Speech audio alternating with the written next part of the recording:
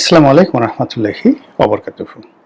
সম্মানিত দর্শক, আমাদের যে পরবর্তী জাতীয় সংসদ নির্বাচন হতে যাচ্ছে এবং সেই নির্বাচন অনুষ্ঠানের জন্য ইতিমধ্যে নির্বাচন কমিশন তোড়জোড় শুরু করেছে। সম্ভাব্য তফসিল ঘোষণার সময় ডিসেম্বর মাসের প্রথম সপ্তাহ ৮ তারিখে ২০২৫, আর সম্ভাব্য নির্বাচনের তারিখ হবে ৮ তারিখ থেকে ১৫ তারিখের মধ্যে ২০২৬ সনের ফেব্রুয়ারি মাসে, এবং সেটা অবশ্যই পবিত্র মাহে রমজান, সেই রমজান মাসের আগে হবে, যাতে করে নতুন একজন প্রধানমন্ত্রীকে নিয়ে আমরা পবিত্র মাহে রমজান উদযাপন করতে পারি এবং ঈদের জামাত আদায় করতে পারি। ওইভাবেই বর্তমান ইউনূস সরকার নির্বাচন আয়োজনের জন্য তোড়জোড় শুরু করেছে। এটা হলো সহজ সরল খবর, কিন্তু এই খবরের পেছনে যে সকল আশঙ্কা এবং খবরের পেছনে যে সকল ভয় আতঙ্ক আমাদেরকে তাড়িত করছে, অস্থির করে তুলেছে এবং একই সঙ্গে বিএনপিকে নিদারুণভাবে মনোকষ্ট দিচ্ছে, তো সে সকল যে পর্দার আড়ালের যে খেলাধুলা, সেই খেলাধুলা সব কথা বলা যাচ্ছে না, সব কথা বলা উচিত নয়।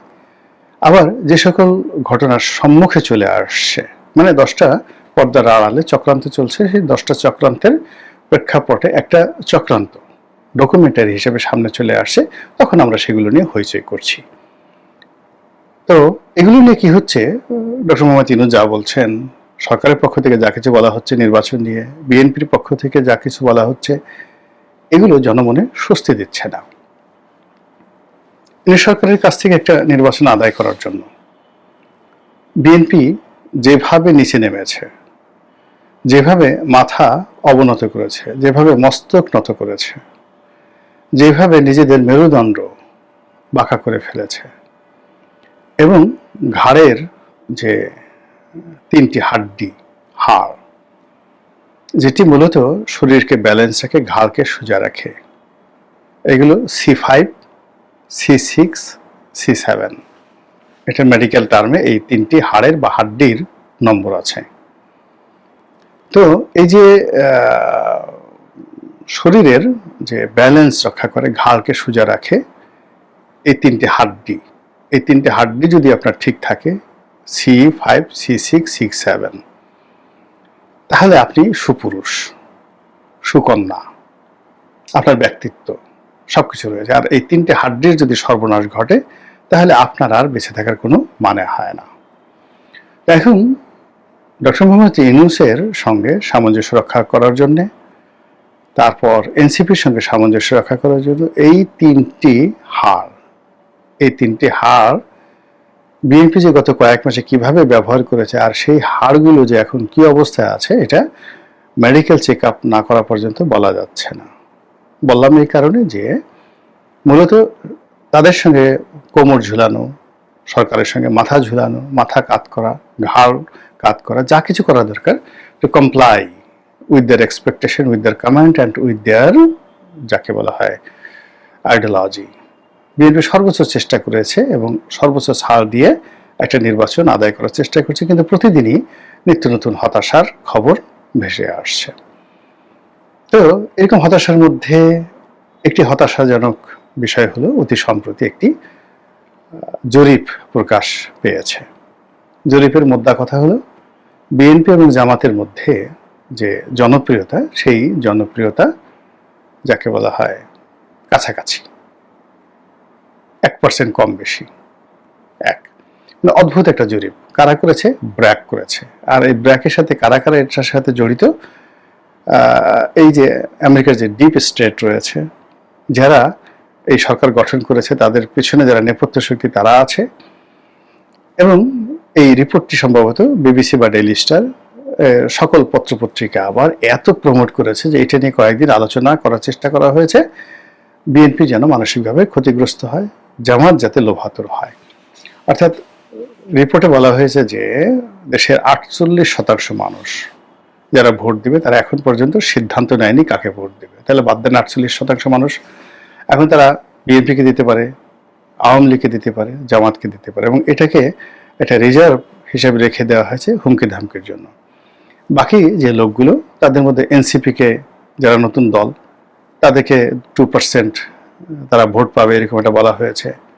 বিএনপি এবং জামাত 10% বা 11%, অর্থাৎ 1% বেশি বিএনপি পাবে, এবং বিএনপির জনপ্রিয়তা গত 1 বছরের চেয়ে কমে গেছে ইত্যাদি নানা রকম কথাবার্তা বলে মোটামুটি এই যে জরিপের মাধ্যমে বিএনপিকে এবং জামাতকে মুখোমুখি দাঁড় করে দেওয়া হয়েছে। বিএনপিও যা, জামাতও তা, অর্থাৎ শক্তিমত্তার দিক থেকে তাদের মধ্যে 19-20 পার্থক্য রয়েছে। কাজেই বিএনপি চাইলেও জামাতের সাথে পারবে না। জামাত যদি বাকি 6-7 মাস চেষ্টা করে তাহলে তাদের মধ্যে যে দূরত্ব রয়েছে, জনপ্রিয়তার দূরত্ব রয়েছে, এটা কমে যাবে। 1% কমে গিয়ে জামাত হয়তো 12%-এ চলে আসবে আর বিএনপি 10% নেমে যাবে, এবং ফলশ্রুতিতে বিএনপি বিরোধী দলে থাকবে, জামাত এবং এনসিপি তারা সরকার গঠন করবে। এই জায়গাতে এরকম একটা ন্যারেটিভ তৈরি করা হয়েছে। আর 48% ভোট, এই 48% ভোটকে রেখে দেওয়া হয়েছে ভয় দেখানোর জন্য। আর অন্যদিকে প্রায় 8% মানুষ, অর্থাৎ যেখানে জামাত 10% আর যাকে বলা হয় বিএনপি 11% সামথিং, আমি ফ্র্যাকশনে গেলাম না, তারা জনপ্রিয় এবং ভোট পাবে। তো সেখানে প্রায় 8% ভোট পাবে আওয়ামী লীগ। এখন চিন্তা করেন যে এই সময়টিতে যদি জিজ্ঞাসা করা হয় যে আপনি ভোট দেবেন, তাহলে সবাই এক বাক্যে হয়তো বলবে আমি জামাতকে দেবো, বিএনপিকে দেবো, এটা নির্ভয় তারা বলতে পারে, এনসিপিকে বলতে পারে।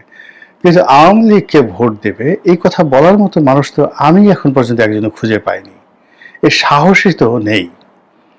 তাহলে আমাদের দক্ষিণাঞ্চলে কতগুলো লোক আছে যারা নিজেদেরকে এসব বুকে থাপ্পড় দিয়ে আমার কাছে বলতো যে এমপি সাহেব আমরা হলাম হিদলা পড়া আওয়ামী লীগ, মানে আমাদের সারা শরীরে আওয়ামী লীগ করতে করতে শ্যাওলা জমে গেছে, কোনো অবস্থাতে আমরা আওয়ামী লীগ ছেড়ে যাইনি।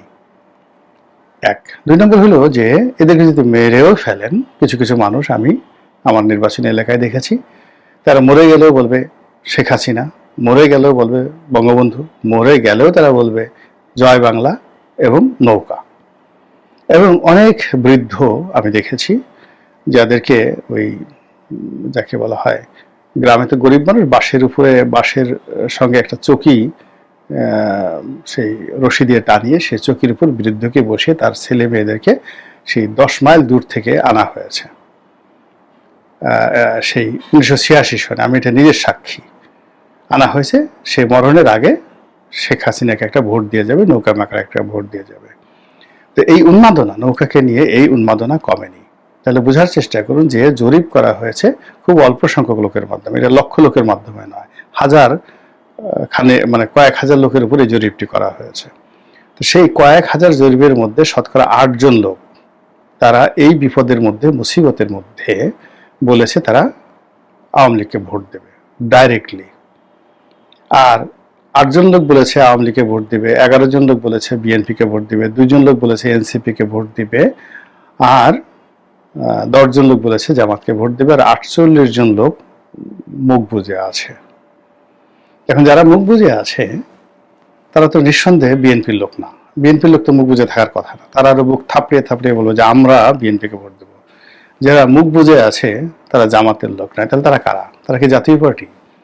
জাতীয় পার্টিতে এত 48% লোক নেই, তারা কি আওয়ামী লীগের? সবাই কি আওয়ামী লীগের?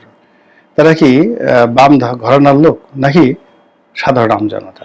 আমাদের দেশে একটা বক্তব্য হলো যে আমাদের দেশে সাধারণত রাজনৈতিক দলগুলো, কট্টর রাজনৈতিক দলগুলো, বিএনপি, আওয়ামী লীগ, জামাত সবাই মিলে আমাদের যে ভোট, সেই ভোটটা 60% তাদের একেবারে ডাইরেক্ট ভোট। তো সমস্ত রাজনৈতিক দলের 60% ডাইরেক্ট ভোট, আর হলো ফ্লোটিং ভোট আছে, ফ্লোটিং ভোট আছে 40%। এখন এই যে 40% যে ফ্লোটিং ভোট, এদের মধ্যে অনেকে বিএনপি করে, আওয়ামী লীগ করে, কিন্তু তারা ওরকম কনজারভেটিভ নয়, তারা প্রার্থী দেখে ভোট দেয়, আবার অনেক সময় ভোট কেন্দ্রে যায়ও না। তা আসলে মূলত প্রতিযোগিতাটা হয় 60% ক্ষেত্রে।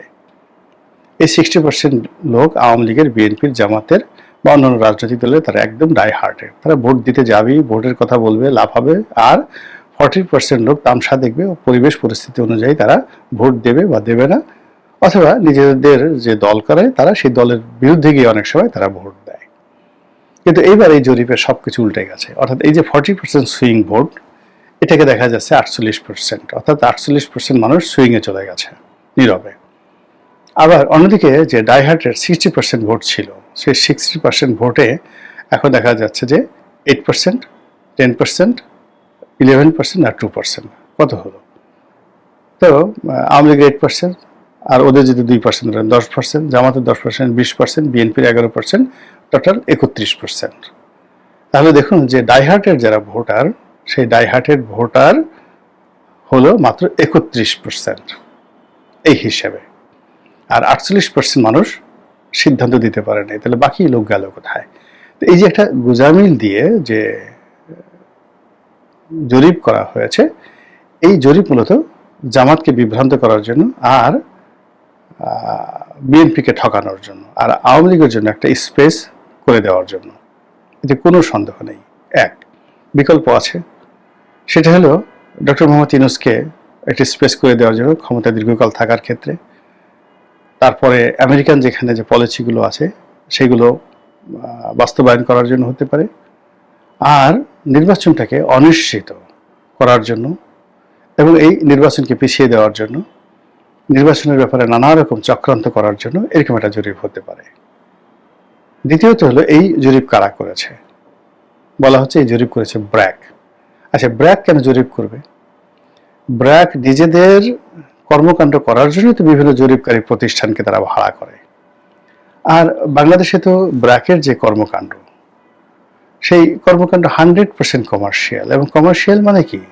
খুবই মানে গার্মেন্টসের ওয়ার্কারদেরকে ঠকিয়ে যদি কোনো মালিক বিএমডব্লিউ মার্সিডিজ চালায়, ওটা যেভাবে সমালোচনা করে তার চাইতে, অর্থাৎ গার্মেন্টসের ওয়ার্কারদেরকে আবার লোন দিয়ে তাদের কাছ থেকে সুদ আদায় করে সেই সুদের উপরে ওই যে ব্র্যাকের যে টাওয়ার, 1000 কোটি টাকার ব্র্যাকের যে টাওয়ার, ওই যে 1000 কোটি টাকার যে ব্র্যাক ব্যাংক কিংবা আড়ং, সেই যা কিছু তাদের রয়েছে, তারা এখন পৃথিবীর সবচেয়ে বড় এনজিও।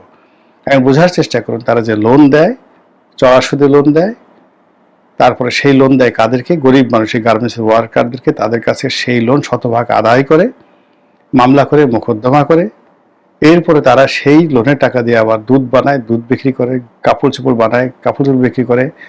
এবং মিল্ক ভিটা প্রান্তিক চাষিদেরকে বা প্রান্তিক চাষিদেরকে যেভাবে টাকা দেয়, এখন আড়ংয়ের যারা প্রান্তিক চাষি রয়েছেন, দুগ্ধ সরবরাহ করে, তারা কি টাকা দেয় এবং প্রাণের দুধের কোয়ালিটি আর মিল্ক ভিটার দুধের কোয়ালিটি আর ওদের কোয়ালিটি, কিংবা আফতাব মিল্ক এখন আছে কিনা জানি না, এটা আপনি যদি ল্যাবরেটরি টেস্ট করেন তাহলে আপনি আড়ংয়ের কাণ্ড কারখানা বুঝতে পারবেন।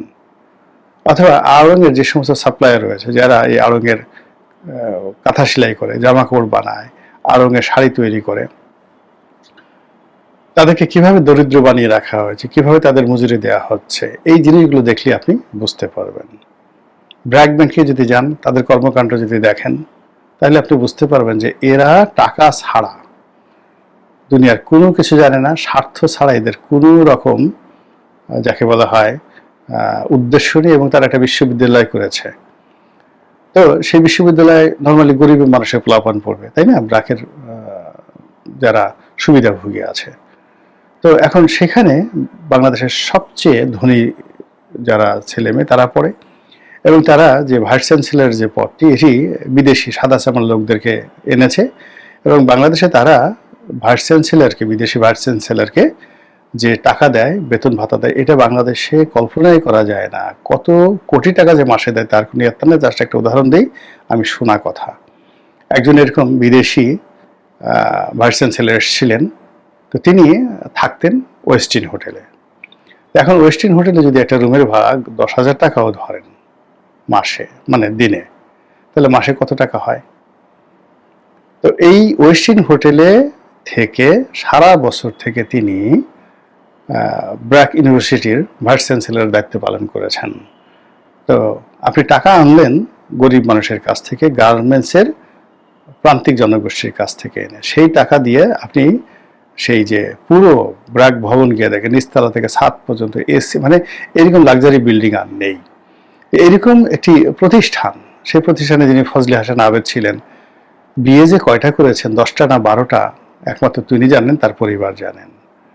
তারপর সেই বউদের মধ্যে মারামারি, উত্তরাধিকারের মারামারি, সেই মারামারি আবার বন্ধ করার জন্য ওই ব্র্যাকের বিভিন্ন যারা কর্মকর্তা কর্মচারী রয়েছেন, মানে ইটস এ হাউস, মানে কি হাউস এটা কি বলবো। অন্য যারা আছে এদের যারা বড় বড় কর্তা ব্যক্তি, তাদের চারিত্রিক বিষয়াদি নিয়ে, তাদের রুচি অভিরুচি বিকৃত রুচি নিয়ে রীতিমতো কিংবদন্তি।